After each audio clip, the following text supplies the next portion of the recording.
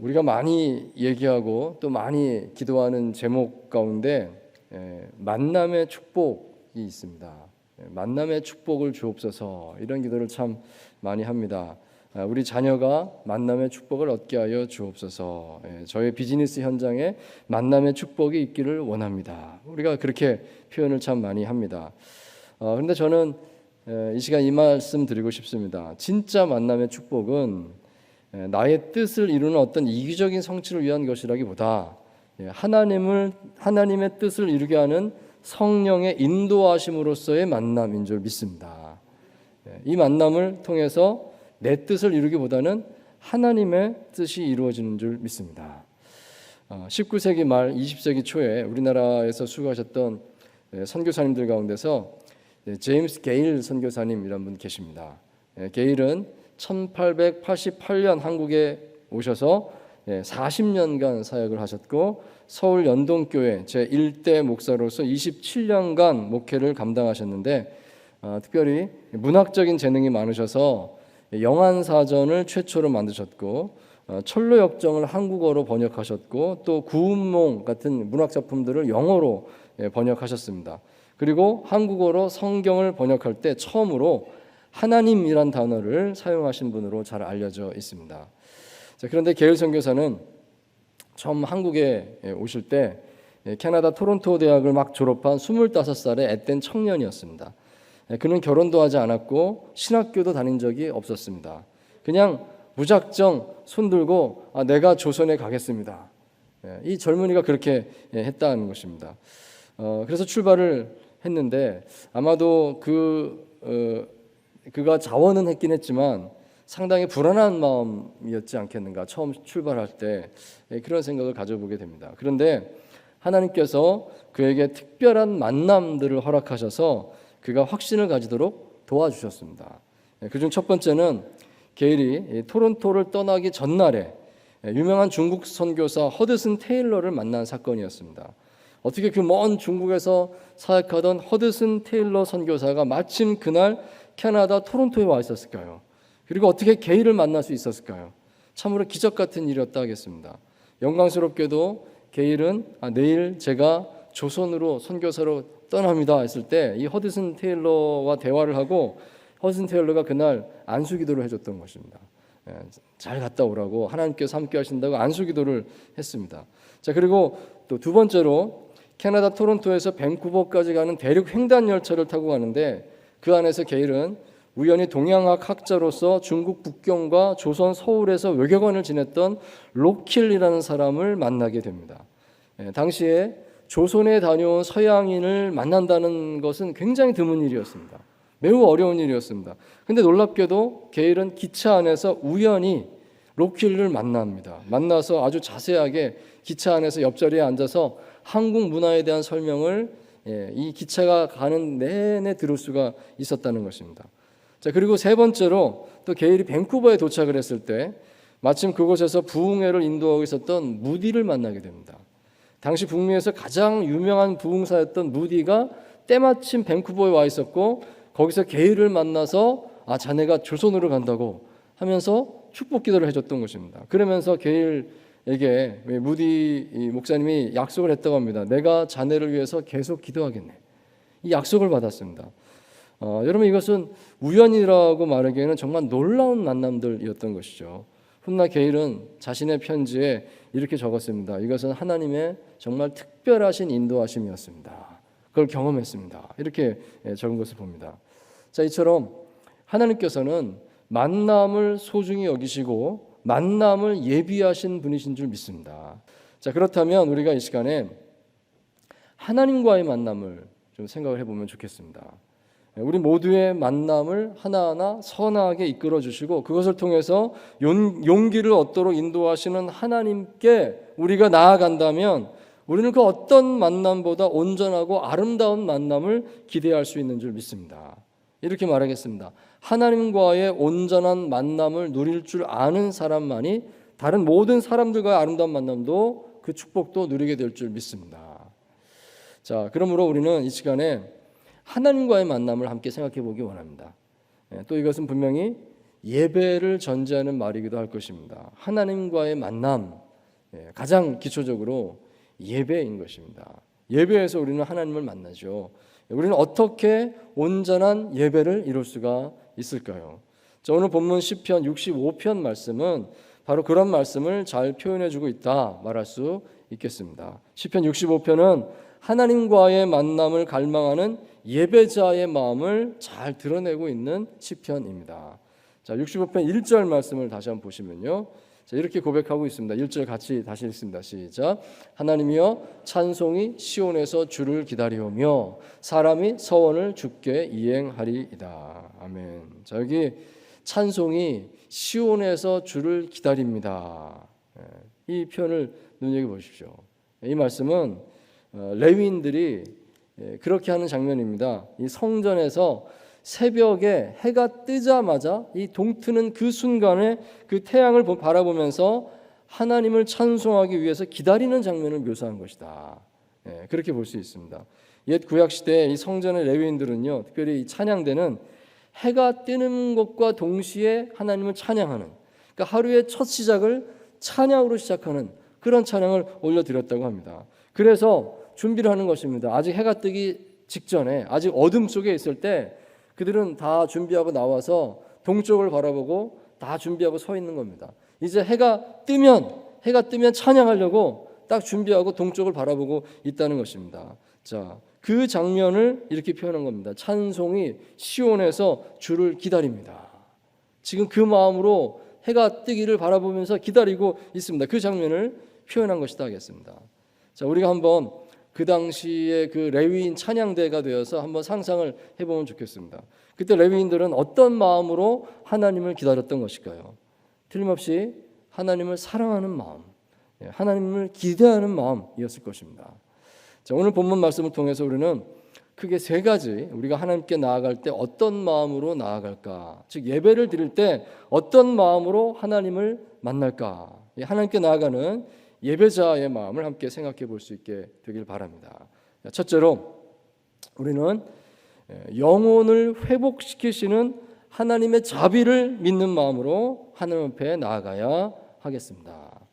자, 2절과 3절 말씀 다시 읽습니다. 시작. 기도를 들으시는 주여 모든 육체가 주께 나아오리다. 죄악이 나를 이겼사오니 우리 허물을 주께서 사하시리이다. 아멘. 자, 기도를 들으시는 주여 모든 육체가 주께 나아오리다 고백을 합니다.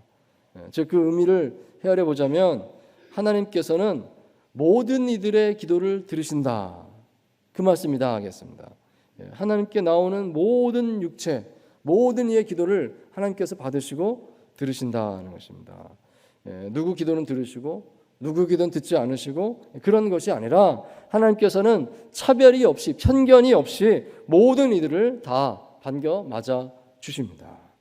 자, 그리고 3절에 말씀하기를 죄악이 나를 이겼사오니, 이 표현은 죄의 권세 아래 눌려 있는 인간의 실존을 표현한다 하겠습니다. 죄의 권세가 워낙 크기 때문에 사람의 힘으로 어찌할 수 없다. 그것을 이제 고백을 하는 것입니다. 이 시를 쓰고 있는 다윗 자신이 이미 그것을 경험을 했습니다. 참으로 영성이 깊은 다윗이었고 매일 하나님을 찬양한다는 다윗이었지만 그도 역시 한순간의 유혹에 흔들려서 그 충신 우리아의 아내 밧세바를 범하게 되고 또 그것을 감추려고 우리아까지 죽이게 되는 이 간음죄, 살인죄를 그가 저질렀던 것입니다.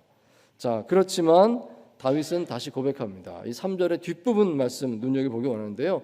우리의 허물을 주께서 사하시리다. 이렇게 고백합니다.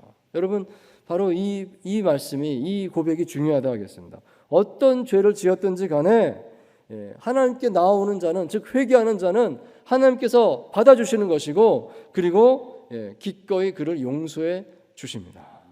다윗은 하나님 앞에 철저하게 회개했고 하나님의 용서를 경험했습니다. 그래서 누구든지 하나님께 나오는 자는 하나님이 받으실 것이고 하나님이 그를 들으시고 그를 용서하십니다. 이것을 고백을 하고 있는 것입니다.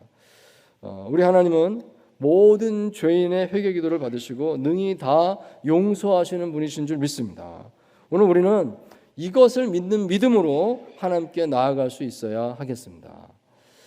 신약성경 마가복음 5장에 보시면 12년 동안 혈루증을 앓아서 절망에 빠져 있었던 한 여인이 예수님 뒤로 몰래 다가가서 예수님의 옷자락을 만지고 치유받는 사건이 기록되어 있습니다. 수많은 사람들이 밀고 당기고 예수님의 몸에 그 몸이 닿았습니다. 사람이 너무 많았으니까 막 걸어가면서 막 알게 모르게 예수님 손에 몸에 막 몸이 닿았던 것입니다. 그런데 아무 일도 일어나지 않았습니다. 하지만 이 12년 혈루증을 앓았던 이 여인만큼은 내가 예수님의 옷자락에 손만 대도 치유될 것입니다.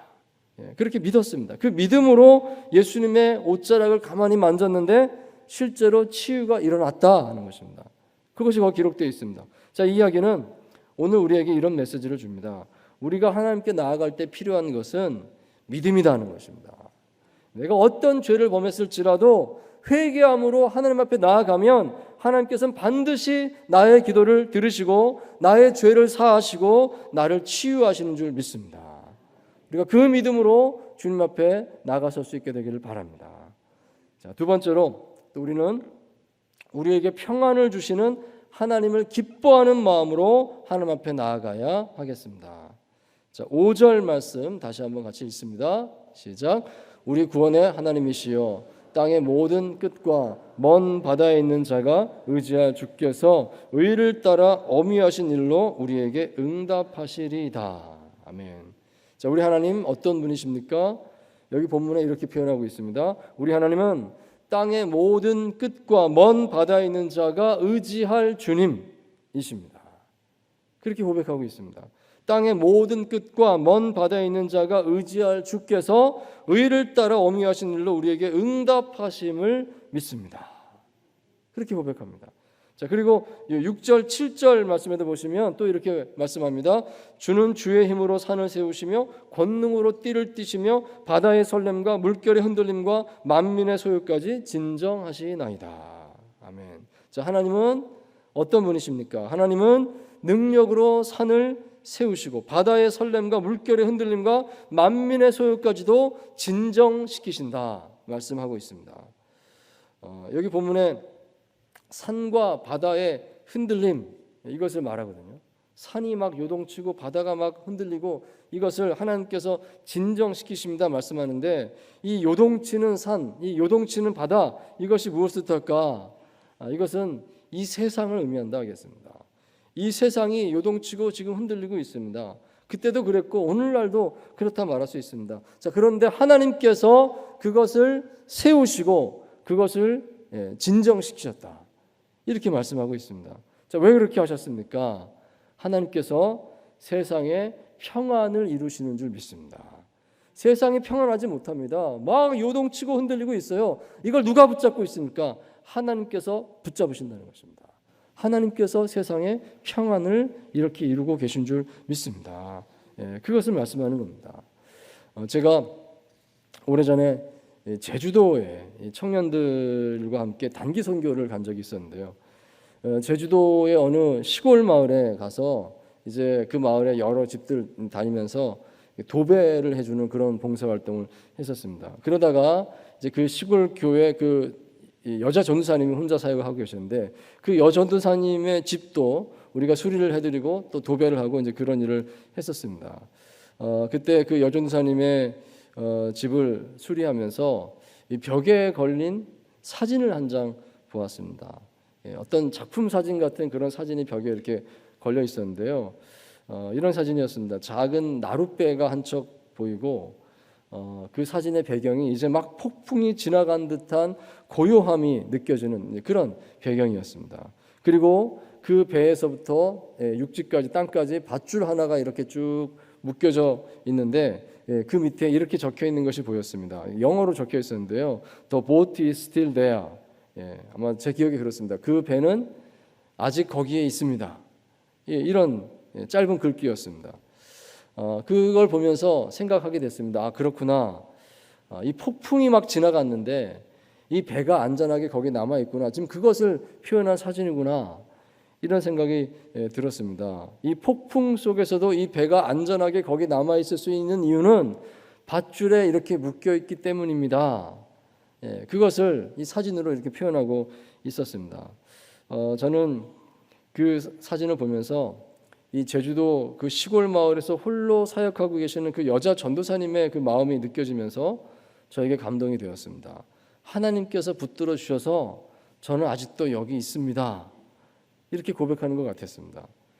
그러면서 제 마음속에 남는 감정은 평안이었습니다. 그 사진을 보는데요, 평안한 마음이 마음속에 들었습니다. 세상의 모든 판단, 비교, 가난, 외로움, 그런 것에 불구하고 나는 아직 여기 있습니다. 나는 아직 주의 손에 붙들려 여기 주의 뜻을 감당하고 있습니다.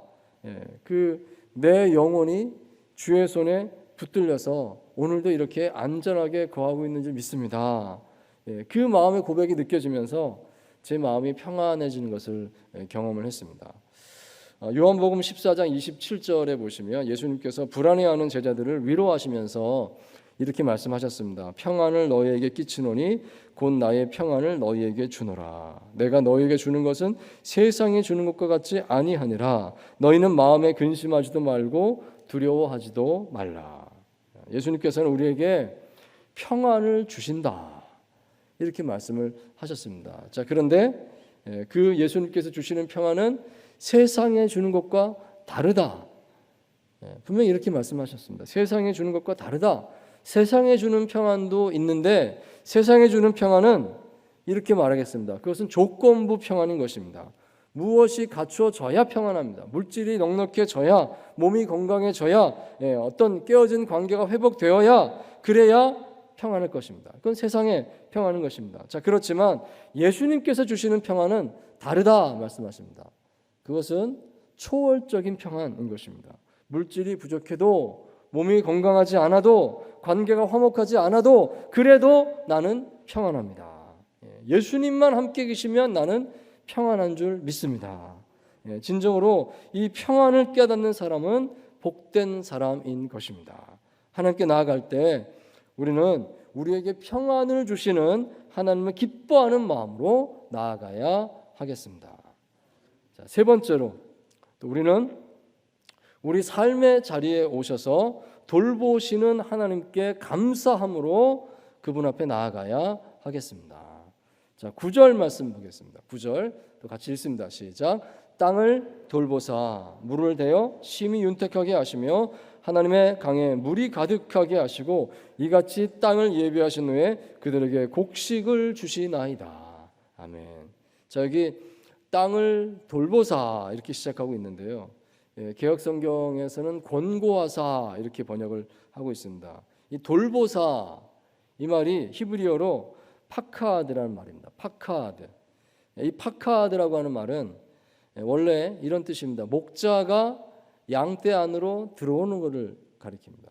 목자가 양을 치다가 이제 더 양에 가까이 가고 이 양 무리 안으로 목자가 들어가는 겁니다. 목자가 들어가서 양을 한 마리 한 마리 살펴보는 겁니다.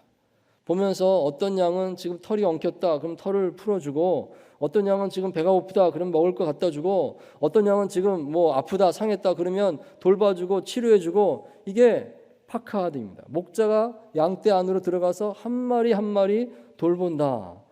그래서 이 파카드란 말이 한국말 성경에 번역될 때 돌본다 또는 찾아오신다 이렇게 번역을 하고 있습니다. 원래는 목자가 양을 그렇게 돌보는 것을 뜻합니다. 오늘날에 신방한다는 말이 이 파카드에서 온 말입니다. 이 말이 신약에서 다시 또 영어로 번역돼서 오늘 우리나라 말에서는 신방한다 이렇게 번역을 하고 있는 것입니다. 오늘 하나님께서 오늘 우리에게 바로 이렇게 하신다는 말씀입니다. 하나님께서 이 땅에 오셔서 직접 물을 대주시고 이 땅에 곡식이 맺히도록 땅을 비옥하게 가꾸어 주십니다. 하나님께서 우리 안에 오셔서 이것을 하고 계신다는 것입니다. 본문 10절, 11절, 12절, 13절 모두 다 그런 하나님의 돌보심의 결과를 이렇게 묘사를 하고 있는 것입니다. 하늘에서 단비가 내리고 산은 푸르고 들판에 양떼가 가득하고 골짜기가 곡식으로 덮였습니다. 사람들이 즐거워 외치고 노래합니다. 왜냐하면 하나님께서 우리 안에 오셔서 이 세상을 돌보시기 때문에 이렇다, 이렇게 고백을 하는 것입니다. 어쩌면 이 성경 구절을 보시면서 이거는 꿈 같은 이상입니다 라고 말씀하실지 모르겠습니다. 현실은 그렇지 않지 않습니까? 자, 그렇지만 우리는 이러한 이상을 지향하시는 하나님 마음을 헤아려 볼 수 있어야 하겠습니다. 비록 현실은 어렵지만 그럼에도 불구하고 하나님께서는 여전히 이 세상을 그런 사랑으로 돌봐주고 계심을 믿습니다. 하나님은 포기하지 않으십니다. 계속 우리 안에서 그 일을 이루십니다. 구약 신명기 8장에 보시면 이렇게 말씀을 합니다. 우리 같이 한번 읽겠습니다. 3절 4절인데요. 시작. 너를 낮추시며 너를 줄이게 하시며 또 너도 알지 못하며 네 조상들도 알지 못하던 만나를 내게 먹이신 것은 사람이 떡으로만 사는 것이 아니요 여호와의 입에서 나오는 모든 말씀으로 사는 줄을 내가 알게 하려 하심이니라. 이 40년 동안에 내 의복이 헤어지지 아니하였고 내 발이 부르트지 아니하였느니라. 아멘. 자, 분명히 출애굽한 이스라엘 백성들은 모든 것이 부족한 이 척박한 광야 환경에서 겨우 이 하나님 주신 그 만나라고 하는 음식을 먹으면서 생존했습니다. 정말 그것은 겨우겨우 살아가는 것이었습니다. 그냥 그날 먹을 양식만 받을 수 있었고 그 다음날 어떻게 될지 알지 못합니다. 그 다음날은 그날이 돼봐야 아는 것이죠. 또 그날 양식 받아서 또 겨우 하루 살고 이렇게 살았던 것입니다. 단 하루도 그 다음날을 기약할 수 없는 그런 삶을 매일매일 광야에서 살아야만 했습니다. 자, 그런데 어느 날 돌아보니까 놀랍고 또 감사한 사실은 그들이 40년간 살아남았다는 것이었습니다. 그렇게 하루하루 살았는데 놀라운 것은 40년을 버텨냈습니다. 단 사흘만 살아내도 광야에서는 기적이다라고 말할 텐데 40년을 살았더라는 것입니다. 그리고 40년 후에 돌아보면서 또 새롭게 발견한 사실은 의복이 헤어지지 않았고 발이 부르트지 않았다. 그것이었습니다. 즉 보이지 않는 하나님의 지키심이 그 가운데 또 있었구나 하는 것을 이제 발견합니다. 그 고백을 하고 있다는 것입니다. 여러분, 이것은 오늘 우리 모두의 고백인 줄 믿습니다. 하나님께서 우리를 돌보신다는 사실은 사람의 논리로는 설명이 불가능합니다. 그렇지만 돌아보면 알게 되는 것입니다. 너무 힘들어서 내가 더 이상 살 수 없을 것 같았습니다. 그런데 돌아보니까 지난 수십 년간 그래도 여기까지 잘 살아왔습니다. 힘들었지만 그래도 내가 이겨낼 수가 있었습니다. 하나님께서 돌봐주신 것을 알겠습니다. 그러니 앞으로도 하나님께서 나를 그렇게 인도하실 줄 믿습니다. 이렇게 고백하는 것입니다. 아니, 하나님의 돌보심은 단지 우리가 세상에서 잘 생존하는 것 그 이상인 줄 믿습니다. 제가 한번 마더 테레사의 이야기를 여러분과 함께 나눈 적이 있었는데요. 다시 한번 말씀드리고 싶습니다. 이 테레사 수녀는 아시다시피 노벨 평화상을 받으셨죠. 그분이 운영하는 그 사랑의 선교회는 전 세계 123개 나라에 600개가 넘는 분원을 가진 큰 기관이었습니다. 그녀가 직접 세운 고아원이 20개였고 그녀를 통해서 세워지게 된 고아원이 517개였습니다. 문맹자를 위한 학교를 세워서 7,500명을 가르쳤고 무료 진료소에서는 96만 명의 환자를 돌봤습니다. 54개의 나환자 진료소를 만들어서 4만 7천 명의 나환자들을 치료했었습니다. 자, 엄청난 업적인 것이죠. 그런데 그런 업적에 비해서 이 테레사 수녀는 키 150cm의 왜소하고 가난한 노인에 불과했습니다. 그녀가 쉬는 시간에 늘 하는 것은 빨래였다고 했습니다. 옷이 2벌밖에 없기 때문에 늘 빨래를 그렇게 하지 않으면 그 다음에 입을 옷이 없어요. 그렇게 살았던 게 테레사 수녀였습니다. 이런 사람이 어떻게 그렇게 엄청난 일들을 할 수가 있었던 것일까요? 그 답은 하나님께서 하셨습니다. 일 것입니다. 하나님께서 하셨습니다. 이 복잡하고 치열한 경쟁 사회 속에서 우리 눈으로 보기에는 하나님께서 계시지 않는 것 같습니다. 하나님께서 무관심하신 것 같습니다. 그렇지만 하나님은 계신 줄 믿습니다. 하나님은 여전히 우리를 돌보시는 줄 믿습니다. 우리 하나님은 우리 안에 오셔서 우리를 돌봐주시는 선한 목자이십니다. 우리 시간 함께 기도하겠습니다.